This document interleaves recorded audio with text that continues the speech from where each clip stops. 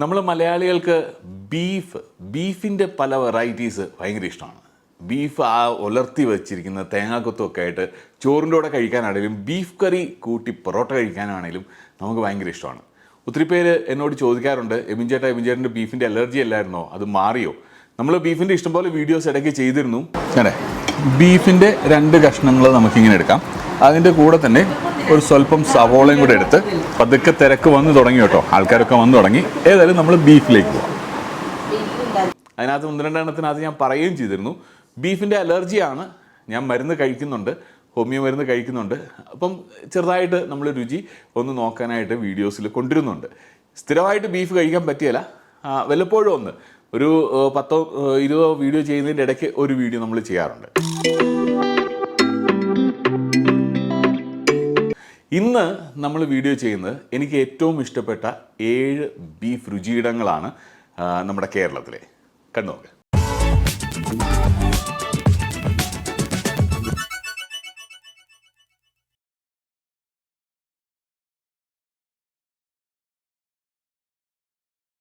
നമുക്ക് 7 എണ്ണമാണ് ഞാൻ പറയാൻ ഉദ്ദേശിക്കുന്നത്. അപ്പോൾ 7ാമത്തേത് നമുക്ക് തുടങ്ങാം.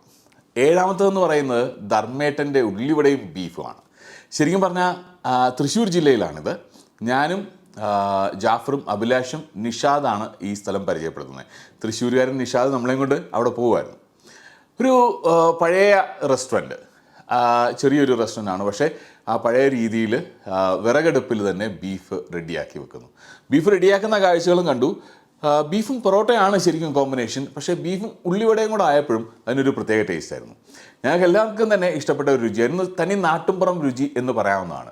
ഇതെല്ലാം ഫൈൻ ഡൈനിങ് പ്ലേസസ് ഒന്നും അല്ല കേട്ടോ. ഇത് സാധാരണക്കാരന് പോയി കഴിക്കാവുന്ന, നമുക്ക് ആർക്കും പോയി കഴിക്കാവുന്ന ഒരു നാട്ടുംപുറം രുചിയാണ്.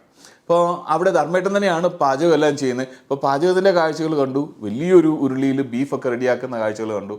അതേപോലെ തന്നെ ബീഫും പൊറോട്ടയും നല്ല കോമ്പിനേഷനാണ്. ബീഫും ഉള്ളിവടയും ഒരു വെറൈറ്റി കോമ്പിനേഷനായിട്ട് തോന്നി. ഇതിൻ്റെ എല്ലാം ലൊക്കേഷൻ, എക്സാക്ട് ലൊക്കേഷൻ താഴെ ഞാൻ ഡിസ്ക്രിപ്ഷനിൽ കൊടുക്കുന്നുണ്ട്. അപ്പം 7ാമത്തെ പൊസിഷൻ ധർമ്മേട്ടൻ്റെ ഉള്ളിവടയും ബീഫും. ഈ ബീഫിൻ്റെ കഷ്ണങ്ങളാണെങ്കിലും നന്നായിട്ട് വെന്ത ബീഫിൻ്റെ കഷ്ണങ്ങളാണ്. ആണോ, നല്ല സോഫ്റ്റായിട്ട് അല്ലേ?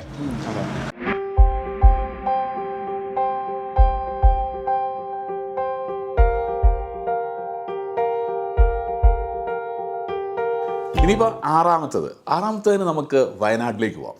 വയനാട്ടിൽ ഒരു പ്രാവശ്യം ഞങ്ങൾ മൈസൂരിൽ നിന്ന് വരുന്ന വഴിക്ക് വയനാട്ടിൽ നിർത്തി ഒരു ചെറിയ ചായക്കട. കാപ്പിക്കട എന്നാണ് പേര് കേട്ടോ, കാപ്പിക്കട കുറച്ച് പിള്ളേരെല്ലാം കൂടെ നടത്തുന്ന ഒരു കാപ്പിക്കട. ബൈ ചാൻസ് നമ്മൾ കഴിച്ചതാണ്. അവിടെ നിർത്തി ബീഫും അതേപോലെ തന്നെ കപ്പയും പഴംപൊരിയൊക്കെ കഴിച്ചിരുന്നു. അത് നന്നായിട്ട് ഇഷ്ടപ്പെട്ടുകൊണ്ട് തന്നെ നമ്മൾ 2ാമത്തെ ദിവസം വൈകുന്നേരം അവിടെ പോയി വീഡിയോ എടുക്കുമായിരുന്നു. കപ്പയുണ്ട്, പഴംപൊരിയുണ്ട്, ബീഫുണ്ട്, അതുപോലെ തന്നെ മറ്റു കുറേ കടികളുണ്ട്, നെയ്യപ്പം ഒക്കെ ഉണ്ട്. അവർ പാചകം ചെയ്യുന്ന കാഴ്ച കണ്ടില്ല, പക്ഷേ ഫ്രണ്ടിൽ പെട്ടെന്ന് ചൂടാക്കി നമുക്ക് ഇങ്ങോട്ട് തരികയാണ്. ചെറിയൊരു കടയാന്ന് പറഞ്ഞു. ആ വയനാടൻ തണുപ്പിന് ആ പഴംപൊരിയും ബീഫും കൂടെ നല്ലൊരു കോമ്പിനേഷനായിരുന്നു. നന്നായിട്ട് ഇഷ്ടപ്പെട്ട ഒരു രുചികളിൽ ഒന്നാണ്. ബീഫിൻ്റെ രുചികൾ കോമ്പിനേഷനായിട്ട് പോകുന്നത്, പഴംപൊരിയുടെ കൂടെ ഒക്കെ ആണെങ്കിലും കോമ്പിനേഷനായിട്ട് പോകുന്ന ഒരു രുചിയായിരുന്നു ഇത്. അതാണ് 6ാമത്തേത്.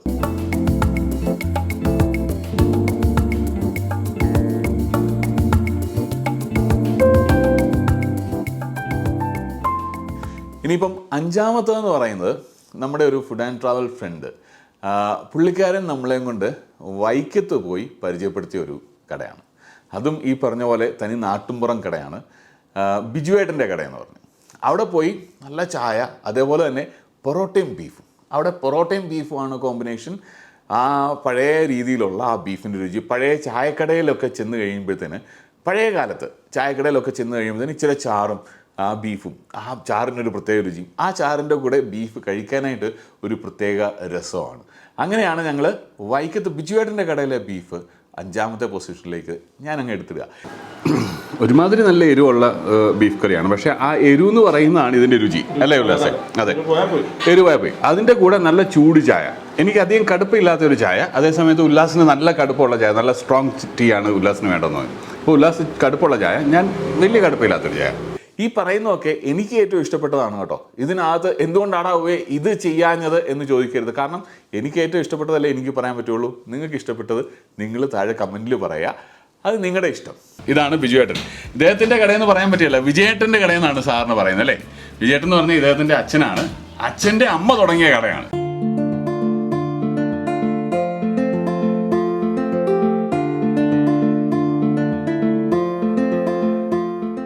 അപ്പം അഞ്ചാമത്തത്. ഇനിയിപ്പം നാലാമത്തതിന് നമ്മൾ വീണ്ടും വയനാട് പോവാണ്. വയനാട് മജീദിക്കാൻ്റെ കട. മജീദിക്കായും അദ്ദേഹത്തിൻ്റെ മകനും കൂടെ കൂടി പാചകം ചെയ്യുന്ന കടയുടെ പേര് ഞാൻ മറന്നുപോയി, എക്സാക്ട്ലി MS എന്നോ അങ്ങനെ ഒരു പേരാണ്. പക്ഷേ നല്ല ബീഫ് രുചിയാണ്. അതും ഈ കുറേ നേരം ബീഫ് വിറകടുപ്പിലിട്ട് വേവിച്ച് ഈ പറയുന്ന സ്ഥലങ്ങളെല്ലാം വിറകടുപ്പിലായിരുന്നെന്നാണ് എനിക്ക് തോന്നുന്നത് കൂടുതലും. അപ്പോൾ ഈ വിറകടുപ്പിൽ ബീഫ് ഇങ്ങനെ വേവിച്ച് നല്ല പരുവത്തിലാക്കി നമുക്ക് തരികയാണ്. അതിൻ്റെ കൂടെ പൊറോട്ട, വലിയ പൊറോട്ടയാണ് കേട്ടോ. ഇവിടുത്തെ പൊറോട്ടയ്ക്ക് നല്ല വലിപ്പമുള്ള പൊറോട്ടയാണ്. പൊറോട്ട അടിക്കുന്നത് മകനാണ്. മജീദൊക്കെയാണ് ബീഫിൻ്റെ പ്രിപ്പറേഷൻ. അതുപോലെ തന്നെ മീൻകറികളും ഉണ്ട്. നിങ്ങൾക്ക് വേണമെന്നുണ്ടെങ്കിൽ മീൻകറിയും പൊറോട്ടയും ബീഫും, അല്ലെന്നുണ്ടെങ്കിൽ കപ്പയുണ്ട് കേട്ടോ. കപ്പയും മീൻകറിയും പൊറോട്ടയും ബീഫും, അങ്ങനെ രുചികളൊക്കെ ആസ്വദിക്കാവുന്ന ഒരു സ്ഥലമാണ് മജീദിക്കാൻ്റെ കട. ആദ്യം പൊറോട്ട തണുത്ത് പോകുന്നതിന് മുമ്പ് തന്നെ കഴിക്കണം. അതിൻ്റെ ആ നല്ല മൊരുമൊരാന്ന് മൊരിഞ്ഞിരിക്കുന്ന പൊറോട്ടയാണ് കേട്ടോ, രസമുണ്ട്. അതങ്ങോട്ട് മുറിച്ച് അതേം തുടങ്ങാം. പൊറോട്ട മുറിക്കുന്നതിന് മുമ്പ് ഒരു സ്വല്പം ബീഫ് നമ്മുടെ പ്ലേറ്റിൻ്റെ സൈഡിലോട്ട് തന്നെ വെക്കാം അല്ലേ? ഇത് കണ്ടോ, ആ ഇരുന്ന ബീഫ് അതിനകത്ത് കറിവേപ്പിലൊക്കെ തണ്ടോടുകൂടി തന്നെയാണ് ഇട്ടിരുന്നത്. പക്ഷേ അതെല്ലാം അലന്ന് ചേർന്ന് ഇതിനകത്തൊന്നും തന്നെ എടുത്ത് തണ്ടോ ശീറോ ഒന്നും കാണാനില്ല. അപ്പം ആ ബീഫ് ഇതായത് കണ്ടോ, നല്ല ചൂട്. ആ പൊറോട്ട ഇനിയിപ്പോൾ ഒന്ന് മുറിച്ചിട്ട് ആ ബീഫിൻ്റെ കഷ്ണം കൂടെ കൂട്ടിയതാ ഇതുപോലെ. മൂന്നാമത്തെ രുചിയിടത്തിന് നമുക്ക് വയനാടിൽ നിന്ന് പതുക്കെ ചുരമൊക്കെ ഇറങ്ങി താഴോട്ടിങ്ങ് വരാം. താഴെ വന്ന് കോഴിക്കോട് വന്നാൽ അതിരാവിലെ ഒരു 5 മണി മുതൽ ഒരു കടയുണ്ട്, ഇടയിലെ കട എന്നാണ് പറയുന്നത്. അപ്പോൾ ഇടയിലെ കടയിൽ പോയി അവിടുത്തെ ബീഫും ഉപ്മാവുമാണ് സ്പെഷ്യൽ എന്ന് പറഞ്ഞു. ഞങ്ങൾ രാവിലെ തന്നെ പോയി. ഞങ്ങൾ ഏകദേശം ഒരു 5:30 ആയപ്പോൾ അവിടെ ചെന്നു. നേരം പരപരാന്ന് വെളുത്ത് വരുന്നേ ഉള്ളൂ. അപ്പം ബീഫ് ഇങ്ങനെ പാചകം ഒരു സൈഡിൽ നടക്കുകയാണ്. ബീഫ് തീരുന്നതനുസരിച്ച് ആദ്യത്തെ സെറ്റ് പാചകം കഴിഞ്ഞ് അകത്ത് റെസ്റ്റോറൻറ്റിനകത്ത് ആദ്യം കിച്ചണിലെ പാചകം, അത് കഴിഞ്ഞ് റെസ്റ്റോറൻറ്റിനകത്ത് വന്ന് വീണ്ടും ഒരു ഫൈനൽ ടച്ചൊക്കെ ചെയ്തിട്ടാണ് ബീഫ് ആൾക്കാർക്ക് വിളമ്പുന്നത്. അപ്പോൾ ഉപ്പുമാവിൻ്റെ കൂടെ ബീഫ് കഴിക്കുക എന്നുള്ളതാണ് അവിടുത്തെ സ്പെഷ്യൽ എന്ന് പറഞ്ഞു. പക്ഷേ ഞാനത് ഉപ്പുമാവിൻ്റെ കൂടെയാണ് അത് കഴിക്കേണ്ടതെന്ന് പിന്നീടാണ് അറിയുന്നത്. പക്ഷെ ഞാൻ കഴിച്ചത് പുട്ടിൻ്റെ കൂടെയാണ്. പുട്ടും ബീഫും പഴംപൊരിയും നല്ല ടേസ്റ്റ് ആയിരുന്നു കേട്ടോ. പഴംപൊരി മാത്രമല്ല, നിങ്ങൾക്ക് ഇനിയിപ്പം ആലു ബോണ്ട വേണമെന്നുണ്ടെങ്കിൽ ആലു ബോണ്ടയുണ്ട്. അങ്ങനെ കുറേ കടികളൊക്കെ ഉണ്ട്. പൊറോട്ട വേണമെന്നുണ്ടെങ്കിൽ പൊറോട്ടയുണ്ട്. പക്ഷേ ആ ബീഫിൻ്റെ ടേസ്റ്റ്, ആ ചെറിയ കഷ്ണങ്ങളാക്കിയിരിക്കുന്ന ബീഫാണ്. ആ ബീഫിൻ്റെ ടേസ്റ്റ് പൊറോട്ടയുടെ കൂടെ ആണെങ്കിലും പുട്ടിൻ്റെ കൂടെ നല്ല കോമ്പിനേഷനായിരുന്നു. ഞാൻ പുട്ടിൻ്റെ കൂടെയാണ് കഴിച്ചത്. അപ്പോൾ പുട്ടിൻ്റെ കൂടെ നല്ല കോമ്പിനേഷനായിരുന്നു. ആ കൂടെ തന്നെ പഴംപൊരിയും കൂടെ വരുമ്പോൾ അതിനൊരു പ്രത്യേക ടേസ്റ്റ് തന്നെയായിരുന്നു.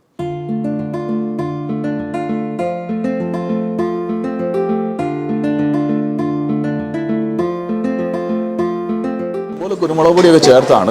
എന്നിട്ട് അത് മിക്സ് ചെയ്ത് വന്നാൽ ഇവിടെ വന്നിട്ട് വെളിച്ചെണ്ണയും പച്ചമുളക് കുറച്ച്, അതുപോലെ തന്നെ കറിവേപ്പില, അതെല്ലാം കൂടെ കൂട്ടിയിട്ടാണ് ഇവർ ഇടയ്ക്ക് ഇവിടെ വന്ന് കഴിക്കുന്നതാണ്. നല്ല ഫുഡാണ് പറഞ്ഞത് അല്ലേ? നല്ല ഫുഡാണ് പറഞ്ഞത്. ഒത്തിരി പേര് റെക്കമെൻഡ് ചെയ്തിട്ടുള്ളൂ, ഒത്തിരി പേര് പറഞ്ഞിട്ടുള്ള ഇടയിലെ ഹോട്ടലിൽ പോയി ഒന്ന് കഴിക്കണേ വിചാരാന്ന് പറഞ്ഞിട്ടുണ്ട്. അപ്പോൾ നമുക്ക് ബീഫും പുട്ടും കൂടെ ആദ്യം അങ്ങോട്ട് തുടങ്ങാം. ഇതാ ആ പുട്ട് നമുക്ക് ആ ബീഫിൻ്റെ ആ തിക്ക് ഗ്രേവി, നമുക്ക് തിക്ക് ഗ്രേവി എന്ന് പറയാനായിട്ടൊന്നുമില്ല, ആ ബീഫിൻ്റെ കൂടെ അങ്ങ് മിക്സ് ചെയ്യാമെന്ന് പറഞ്ഞാൽ മതി. ബീഫ് നന്നായിട്ട് വെന്തിട്ടുണ്ട് കേട്ടോ, നന്നായിട്ട് വെന്തിട്ടുണ്ട്. അത് ആ പുട്ട് പൊടി അങ്ങനെ കുഴയ്ക്കുന്ന കൂടെ തന്നെ അങ്ങ് പൊടിഞ്ഞങ്ങ് കയറിക്കോളും. ഇതാ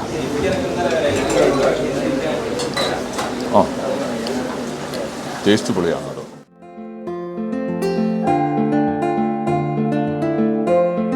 രണ്ടാമത്തെ സ്ഥലത്തിന് നമുക്ക് കോഴിക്കോട് നിന്ന് ഇങ്ങോട്ട് ആ തിരുവനന്തപുരം സൈഡിലേക്ക് ഇങ്ങോട്ട് വരാം.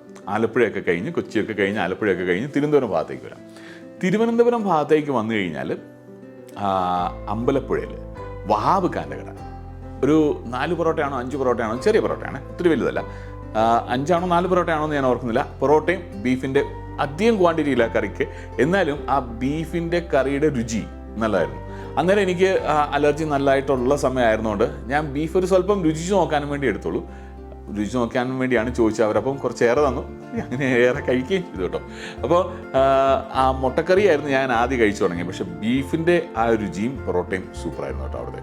അതും ഈ പഴയ നാടൻ രുചിയായിട്ട് കമ്പയർ ചെയ്യാവുന്ന പഴയ നാടൻ റെസ്റ്റോറൻറ്റുകളിൽ കിട്ടുന്ന പൊറോട്ടയും ബീഫും കഴിക്കുന്ന ഒരു ടേസ്റ്റാണ് അവിടെ കിട്ടിയത്. അവിടെ ആണെങ്കിലും വഹാബ് ഖാൻ എല്ലാ പരിപാടിയും ചെയ്യും, പാചകവും ചെയ്യും, സെർവിങ്ങും ചെയ്യും, പൈസ കളക്ട് ചെയ്യുന്നതും പുള്ളിക്കാരൻ, ക്യാഷിലും ഇരിക്കും, എല്ലാം പുള്ളിക്കാരൻ ചെയ്യും. പുള്ളിക്കാരനും പുള്ളിക്കാരൻ്റെ സുഹൃത്തുക്കളും ഒക്കെ കൂടിയാണ്, വർഷങ്ങൾ പഴക്കമുള്ളതാണെന്ന് പറഞ്ഞു. അപ്പോൾ എല്ലാവരും കൂടെ ഒന്നിച്ച് തന്നെയാണ് പാചകത്തിൻ്റെ കാര്യങ്ങളും എല്ലാ കാര്യങ്ങളും ചെയ്യുന്നത്. അപ്പോൾ അവിടുത്തേത് നമ്മുടെ രണ്ടാമത്തെ പൊസിഷനിൽ, എൻ്റെ സെലക്റ്റഡ് ബീഫ് റെസ്റ്റോറൻറ്റ്സിൽ രണ്ടാമത്തെ പൊസിഷനിൽ വരും.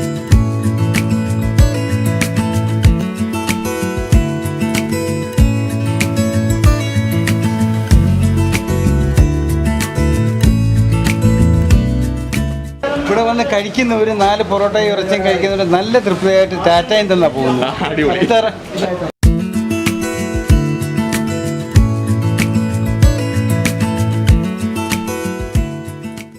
ഇനിയിപ്പോൾ ടോപ്പ് നമ്പർ 1 അല്ല, ലിസ്റ്റിൽ നമ്പർ 1.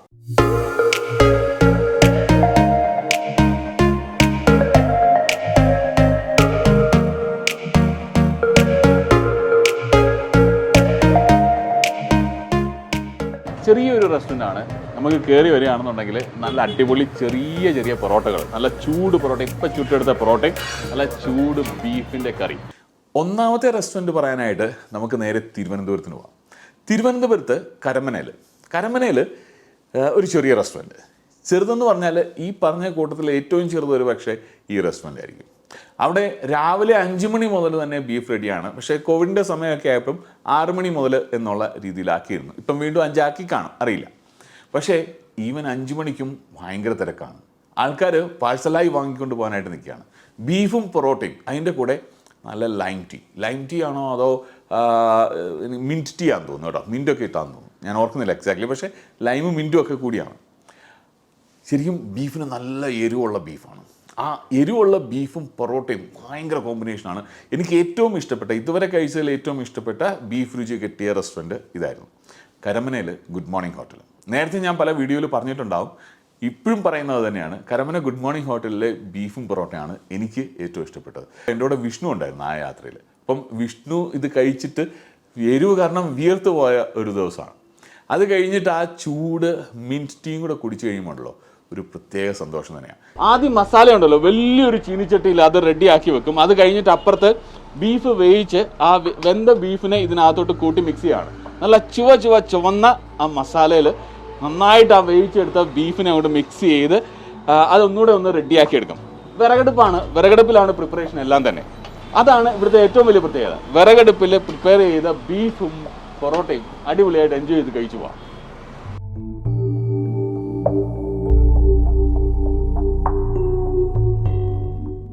അപ്പം വേറെയും ഉണ്ടാവും നല്ല നല്ല ബീഫ് റെസ്റ്റോറൻറ്റ്സ്, നല്ല നല്ല രുചിയിടങ്ങൾ, നാടൻ രുചിയിടങ്ങൾ. നിങ്ങൾക്ക് എന്തെങ്കിലും അറിയാവുന്നുണ്ടെങ്കിൽ നിങ്ങൾ താഴെ കമൻസിൽ ഷെയർ ചെയ്യുക. ഈ ബീഫ് റെസ്റ്റോറൻറ്റ്സിൽ എനിക്ക് ഏറ്റവും ഇഷ്ടപ്പെട്ട 7 ബീഫ് റെസ്റ്റോറൻറ്റ്സ് ആണ് ഞാൻ പറഞ്ഞിരിക്കുന്നത്. ഇനിയും അടുത്ത വീഡിയോസ് ഉടനെ ഉണ്ടാവും. നിങ്ങൾ കൂടെ ഉണ്ടാവുക. നമുക്ക് ഹാപ്പി ആയിട്ട് ഒന്നിച്ചങ്ങോട്ട് പോകാം. ബൈ.